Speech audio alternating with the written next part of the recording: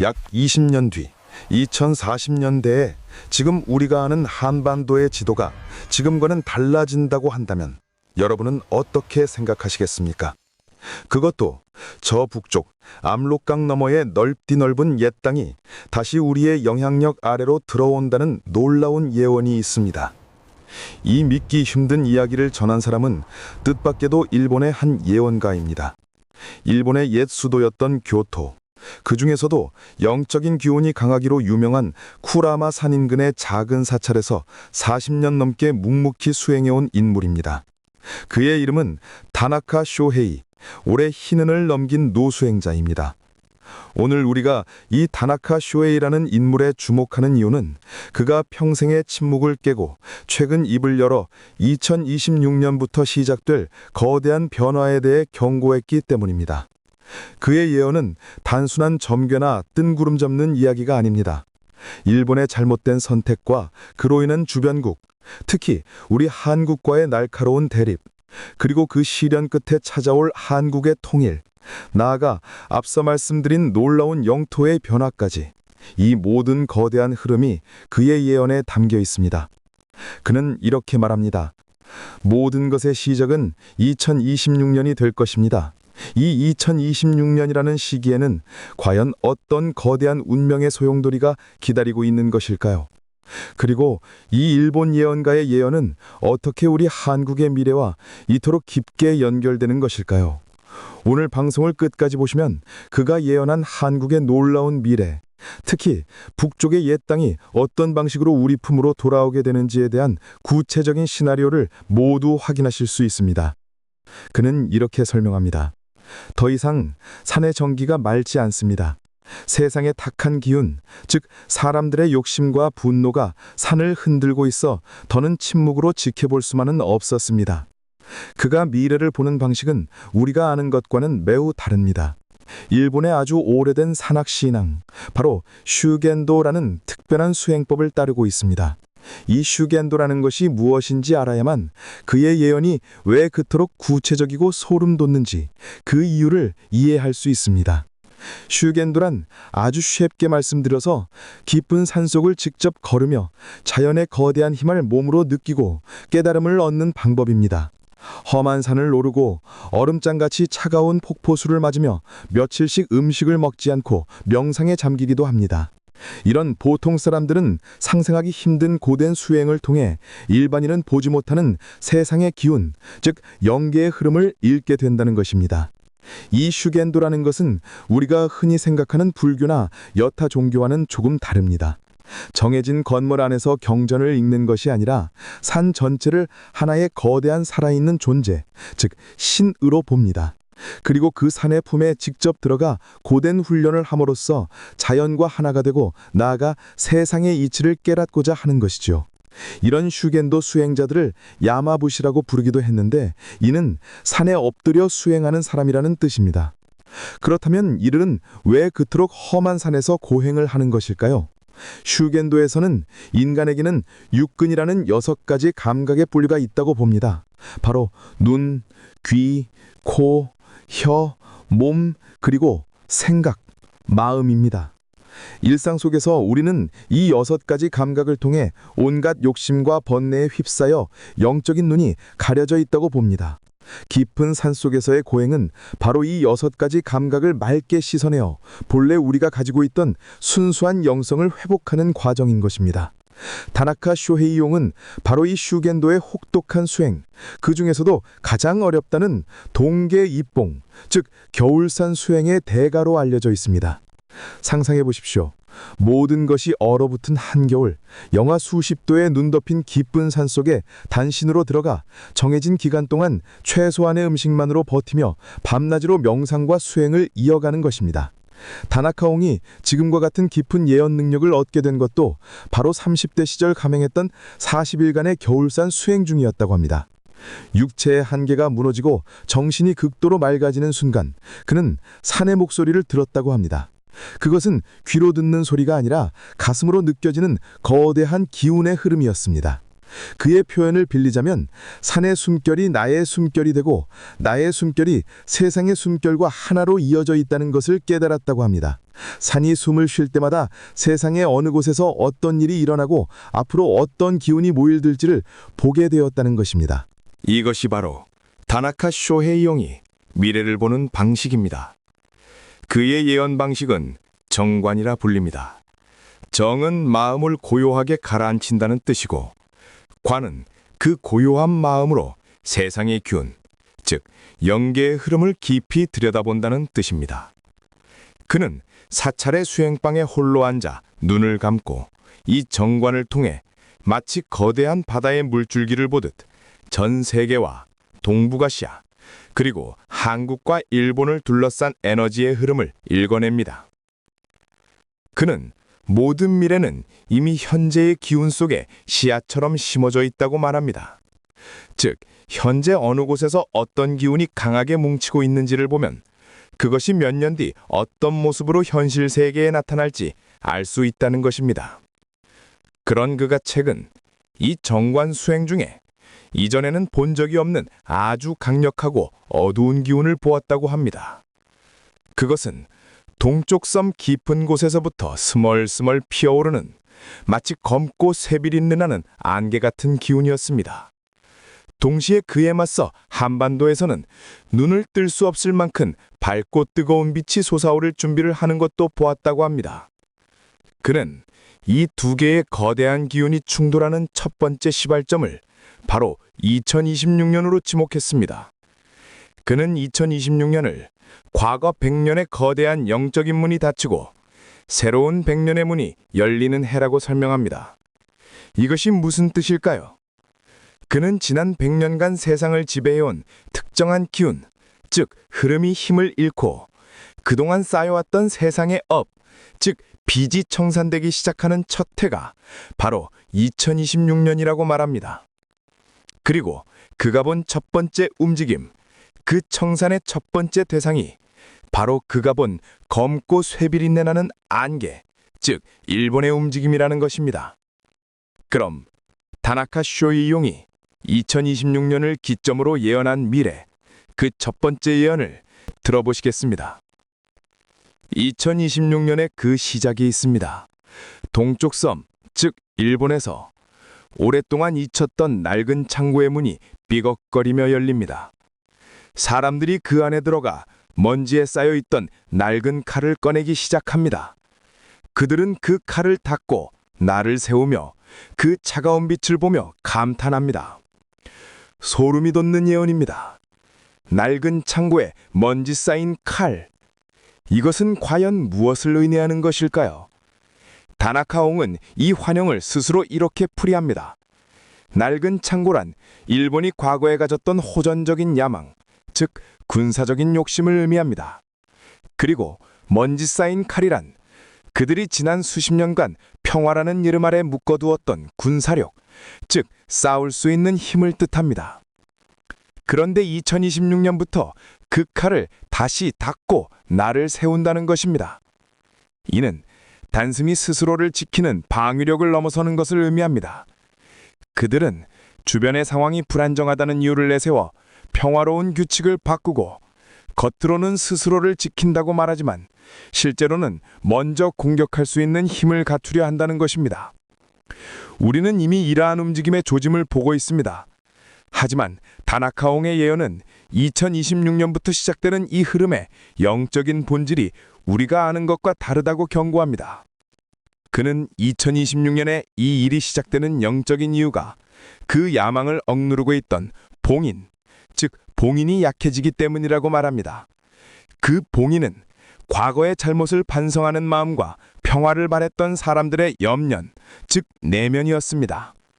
하지만 세상이 어지러워지고 사람들의 마음이 각박해지자 그 평화의 염원이 옆에 준 틈을 타 오래된 야망이 다시 마리를 든다는 것입니다. 2026년이 바로 그 틈이 활짝 열리는 해라는 경고입니다. 이 첫 번째 예언은 모든 것의 시작점입니다.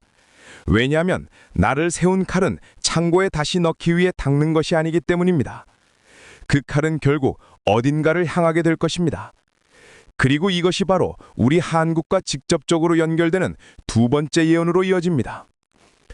다나카 쇼헤이용은 2026년에 시작된 일본의 이 위험한 움직임이 불과 2~3년 뒤인 2028년에서 2030년 사이에 명확한 충돌의 기운으로 나타난다고 예언합니다.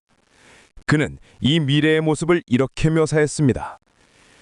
동쪽 섬, 즉 일본에서 나온 배와 반도, 한국에서 나온 배가 바다 한가운데서 만났습니다. 두 개의 큰 배는 서로 물러서지 않습니다. 뱃머리가 거의 맞닿을 듯 가까운데도 서로가 길을 비키라고 고함만 치고 있습니다. 배에서는 불길이 솟는 것이 아니라 바다 밑에서 뜨거운 김이 끓어올라 수면이 부글거립니다. 이 또한 참으로 상징적인 예언입니다. 두 개의 큰 배는 물론 일본과 한국을 의미할 것입니다. 중요한 것은 배에서 불길이 솟는 것이 아니라 바다 밑에서 뜨거운 김이 끓어오른다는 부분입니다. 다나카옹은 이렇게 해석합니다. 이것은 양국이 서로에게 총이나 칼을 겨누는 전면적인 사태가 아니라는 것입니다. 그보다는 물밑에서의 치열한 다툼을 의미합니다. 뜨거운 김이란 무엇일까요? 바로 경제와 기술, 그리고 자존심의 싸움입니다. 그는 2028년경부터 양국이 서로의 가장 아픈 곳을 건드리는 경제적인 문제로 크게 부딪힐 것이라고 말합니다. 과거에 있었던 것과는 비교도 안 될 만큼 날카롭고 치명적인 경제적 압박이 오갈 수 있다는 것입니다.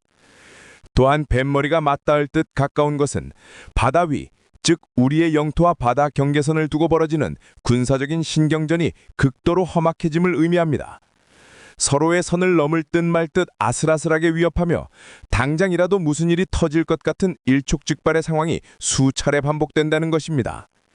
2026년에 칼을 닦기 시작한 일본이 2029년, 2030년이 되면 그 칼을 우리 한국의 목전까지 겨누고 위협하는 형국입니다. 그렇다면 다나카 쇼헤이용은 이 험악한 미래의 대립을 영적으로는 어떻게 보고 있을까요? 그는 이 대립이 꼭 나쁜 것만은 아니라고, 오히려 필연적으로 겪어야 할 정화 과정이라고 말합니다. 그는 이렇게 설명합니다. 두 나라는 과거로부터 이어진 끊어내지 못한 인연의 빚이 있습니다. 그 빚은 서로가 서로에게 빚진 마음, 상처 준 기억입니다. 이 빚을 갚지 않고서는 두 나라 모두 새로운 100년의 문, 2026년에 열리는 의로 깨끗하게 들어갈 수 없습니다. 즉, 2028년에서 2030년 사이의 이 격렬한 대립은 과거의 앙금을 수면 위로 모두 끌어올려 터뜨리고 그 영적인 빚을 완전히 청산하는 과정이라는 것입니다. 매우 고통스럽고 힘든 시기가 되겠지만 이 시기를 거치지 않고서는 한국 역시 더 큰 그릇이 될 수 없다고 그는 말합니다. 이 시련은 마치 한국이라는 거대한 그릇을 불로 달구어 더 단단하게 만드는 과정과 같다는 것입니다. 그렇다면 이 격렬한 시련 끝에 우리 한국은 어떻게 되는 것일까요? 다나카옹의 예언은 이 지점에서 상상도 못했던 한국의 다음 단계로 넘어갑니다. 일본과의 그토록 격렬했던 2030년까지의 대립, 그 시련을 한국은 어떻게 경전했을까요? 다나카 쇼헤이용은 한국이 그 불의 시련을 통과하며 오히려 속이 꽉 찬 쇠처럼 단단해졌다고 말합니다. 그리고 그 단단해진 기운이 마침내 한반도 전체의 운명을 뒤바꾸는 거대한 힘으로 작용하기 시작한다고 합니다. 이 모든 것은 다나카옹이 말한 2026년에 열린 새로운 100년의 문으로 시작된 거대한 흐름의 일부입니다. 일본과의 갈등이 어느 정도 정리되기 시작하는 2030년대 이후 다나카옹의 예언은 드디어 한반도의 북쪽을 향합니다. 그의 세 번째 예언입니다. 얼어붙은 북쪽의 땅을 봅니다. 수십 년간 굳어있던 얼음입니다. 그런데 땅밑이 뜨거워집니다. 산발적으로 여기저기서 거대한 불길이 솟아오릅니다. 그 불길이 두꺼운 얼음을 깨뜨리고 맙니다. 자세히 보니 이것은 봄이 와서 얼음이 녹는 것이 아닙니다. 밖에서 누가 망치로 깨는 것도 아닙니다. 얼음밑 가장 깊은 곳에서부터 골마 터지는 불입니다. 참으로 무서우면서도 의미심장한 예언입니다. 봄이 와서 녹는 것이 아니라는 말은 외부의 도움이나 평화로운 협상으로 자연스럽게 변화가 오는 것이 아니라는 뜻입니다. 망치로 깨는 것이 아니라는 말은 남쪽, 즉 한국이나 다른 나라의 힘으로 변화를 만들어내는 것도 아니라는 뜻입니다. 다나카옹이 본 얼음 밑의 불은 바로 내부의 분열과 스스로의 붕괴를 의미합니다. 오랫동안 억눌려왔던 사람들의 불만 혹은 세상을 지배하던 권력을 쥐고 있던 자들 사이에 강력한 균열입니다. 그 내부의 불길이 스스로의 체제, 즉 두꺼운 얼음을 깨뜨리고 무너뜨린다는 것입니다. 다나카 쇼헤이용은 이 급격한 변화를 영적인 관점에서 한의 정화라고 부릅니다. 그는 한반도에는 수백, 수천 년간 풀어내지 못한 슬픔과 원망의 기운, 즉 한이 쌓여 있다고 봅니다. 특히 그 기운이 북쪽에 아주 무겁게 응축되어 있었는데 그 억눌린 기운이 더 이상 버티지 못하고 불의 형태로 터져나와 스스로를 태우고 낡은 껍데기, 즉 체제를 무너뜨리는 과정이라는 것입니다. 그는 말합니다. 이것은 한인 쪽의 영적 에너지가 다시 하나가 되기 위해 반드시 거쳐야 할 필연적인 진통입니다. 하지만 이 거대한 불길이 모든 것을 녹여낸 뒤 진짜 이야기가 시작된다고 합니다. 얼음이 녹은 그 땅에 마침내 남쪽에 물이 흘러들기 시작합니다. 하지만 이 과정이 순탄하지만은 않다고 다나카옹의 다음 예언은 경고하고 있습니다. 북쪽에 얼음이 깨지고 무너진 땅, 그곳은 모든 것이 부족하고 혼란스러운 상태일 것입니다. 당연히 남쪽, 즉 한국의 따뜻한 물이 그곳을 채우기 위해 흘러들어갈 것입니다. 하지만 다나카 쇼헤이용은 이 과정에서 우리가 상상하는 것 이상의 거대한 혼란이 반드시 뒤따른다고 예언합니다. 그의 네 번째 예언 중 통일 과정에 대한 묘사입니다. 남쪽의 맑은 물이 북쪽의 마른 땅으로 흘러갑니다. 그런데 북쪽 땅에는 수십 년간 쌓인 흙먼지와 찌꺼기가 너무 많습니다. 맑은 물이 들어가자마자 순식간에 흙탕물이 되어버립니다. 모든 것이 뒤섞여서 어디가 맑은 물이고 어디가 흙인지 알 수 없는 거대한 혼돈의 강이 됩니다. 남쪽 사람들은 우리의 맑은 물이 더러워졌다고 불평하고 북쪽 사람들은 물이 들어와도 여전히 목마르다고 소리칩니다. 많은 이들이 이 혼란 속에서 고통을 호소할 것입니다. 이 예언은 통일 한국이 겪게 될 극심한 사회적, 경제적 혼란을 너무나도 생생하게 보여줍니다. 맑은 물은 남쪽의 자본과 도움의 손길을 의미할 것입니다. 하지만 흙먼지와 찌꺼기는 수십 년간 쌓여온 낡은 생각과 무너진 사회 기반, 그리고 서로에 대한 불신을 의미합니다. 이 두 가지가 합쳐지는 과정에서 엄청난 비용과 갈등이 발생한다는 것입니다. 남쪽은 퍼주기에 지치고 북쪽은 차별에 분노할 수 있습니다. 다나카옹은 이 시기가 일본과의 대립, 2028년에서 2030년보다 어쩌면 한국 사람들의 마음을 더 힘들게 할 수 있는 내부의 시련기라고 경고합니다. 그렇다면 우리는 이 끔찍한 혼란을 피할 수는 없는 것일까요? 다나카옹은 이 또한 필연이라고 말합니다.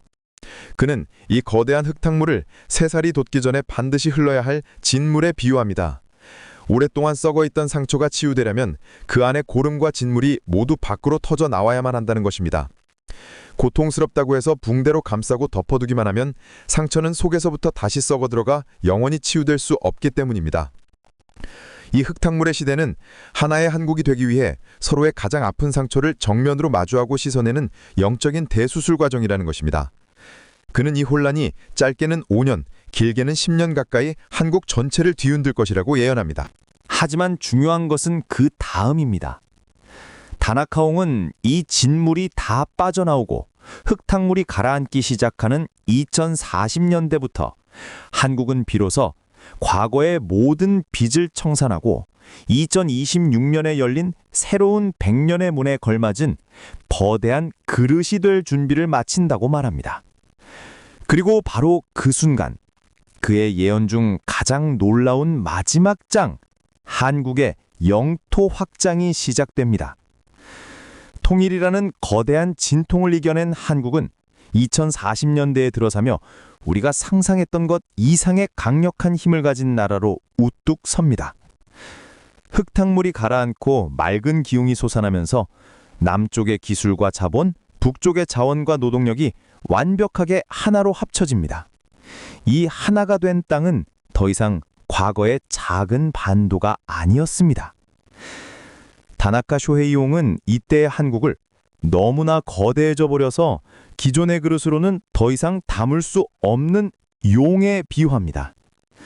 그의 마지막 예언은 이 용이 자신의 몸을 누일 더 넓은 땅을 어떻게 찾아가는지 묘사합니다.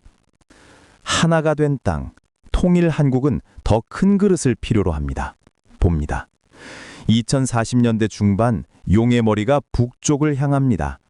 그곳은 춥고 버려진 땅이었으나 용의 숨결이 닿자 황금빛 옥토로 변합니다. 이것은 총이나 칼로 빼앗는 것이 아닙니다. 쇠와 물이 스며드는 것입니다. 쇠는 돈과 기술을 의미하고 물은 사람과 문화를 의미합니다. 쇠와 물이 스며들어 저절로 하나가 되니 국경의 의미가 사라집니다. 이 예언은 한국의 영토 확장이 과거의 방식, 즉 군사력을 통한 점령이 아님을 분명히 말하고 있습니다. 다나카옹이 본 쇠와 물이란 바로 압도적인 경제력과 문화의 힘입니다. 통일 한국의 강력한 경제력과 전 세계를 사로잡은 문화의 힘이 주변에 낙후된 지역으로 자연스럽게 스며들어 그들이 스스로 한국의 영향력 안으로 들어오기를 원하게 만든다는 것입니다. 다나카옹은 그가 정관 중에 본 한국의 새로운 영향권이 될 땅을 구체적으로 세 군데 지목했습니다. 첫 번째는 간도라 불리던 북쪽의 옛 땅입니다. 봅니다. 압록강 너머 지금은 연변이라 불리는 그 넓은 옥토입니다. 그 땅의 주인인 중국이 내부의 큰 병, 즉 경제 정치적 혼란으로 쇠약해져 더 이상 자신의 땅을 돌볼 힘이 없습니다. 그때 하나가 된 한국이 그 땅에 쇠, 즉 자본을 붓습니다. 굶주렸던 땅이 옥토가 되니 그 땅의 사람들이 모두 한국을 부모처럼 따르게 됩니다. 그는 이 지역이 특별경제협동구역 혹은 공동관리구역 같은 형태로 사실상 통일 한국의 경제 영토가 된다고 예언합니다. 정치적으로는 분리되어 있을지 모르나 모든 돈과 기술, 문화가 한국의 것이 되어 국경선은 있으나 의미가 없는 땅이 된다는 것입니다. 두 번째는 연해주라 불리는 동쪽의 바다와 맞닿은 땅입니다. 동쪽 끝에 얼어붙은 항구를 봅니다. 그 땅 역시 본래의 주인이 힘을 잃었습니다. 통일 한국의 배들이 그 항구를 드나들며 따뜻한 기운을 불어넣습니다.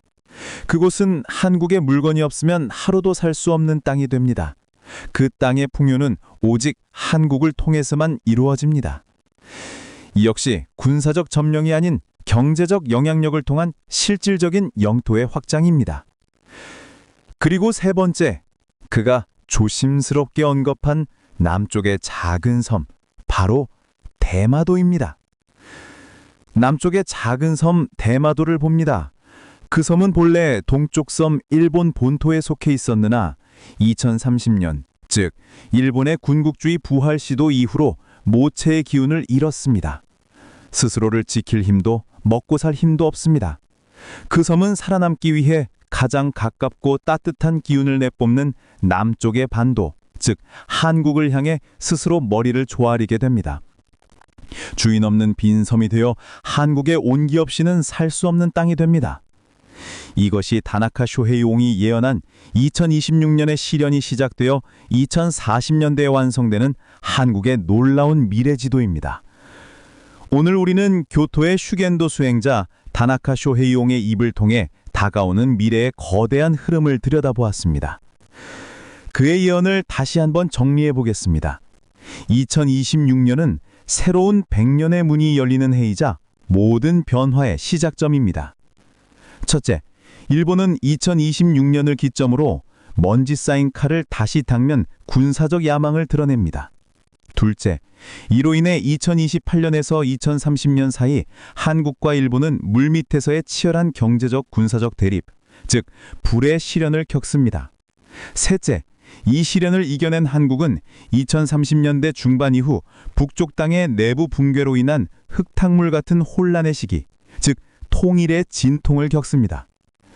넷째, 2040년대 이 모든 혼란을 극복하고 거대한 용이 된 통일 한국은 압도적인 경제력과 문화의 힘으로 간도와 연해주, 나아가 대마도까지 실질적인 영향권 아래 두는 영토 확장의 미래를 맞이합니다. 이 모든 것은 영적인 빚을 청산하고 2026년에 열린 새 시대의 주인이 되기 위한 필연적인 과정입니다. 그렇다면 이 거대한 파도가 밀려오는 격동의 시대를 살아가야 할 우리 개인들은 대체 무엇을 붙잡고 어떻게 행동해야 할까요? 다나카 쇼헤이용은 이 질문에 대해 이렇게 조언합니다.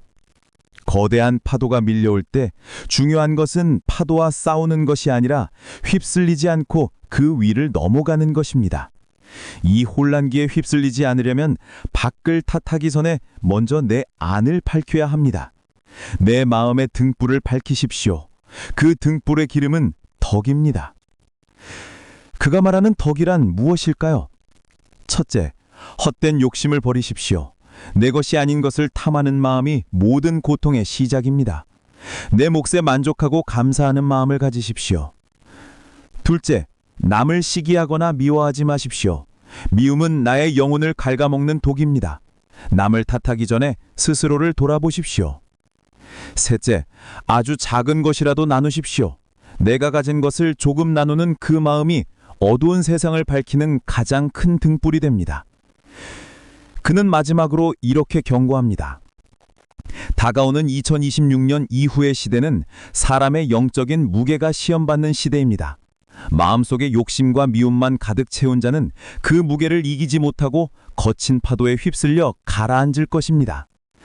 하지만 스스로 덕을 쌓고 마음의 등불을 밝힌 자는 아무리 거센 파도가 몰아쳐도 그 위를 유유히 떠서 마침내 한국의 새로운 미래, 그 찬란한 땅을 밟게 될 것입니다. 2026년, 일본 예언가 다나카 쇼헤이가 말한 모든 것의 시작이 이제 불과 1년여 앞으로 다가왔습니다. 오늘 들으신 이 미래 예언이 그저 흥미로운 이야기로만 들으셨습니까? 아니면 한국의 놀라운 미래와 다가올 시대를 준비하는 묵직한 경고로 들으셨습니까? 판단은 여러분의 몫입니다. 긴 시간 함께해 주셔서 감사합니다. 여러분이 생각하시는 통일의 방법이 있다면 댓글로 공유해 주시면 감사하겠습니다.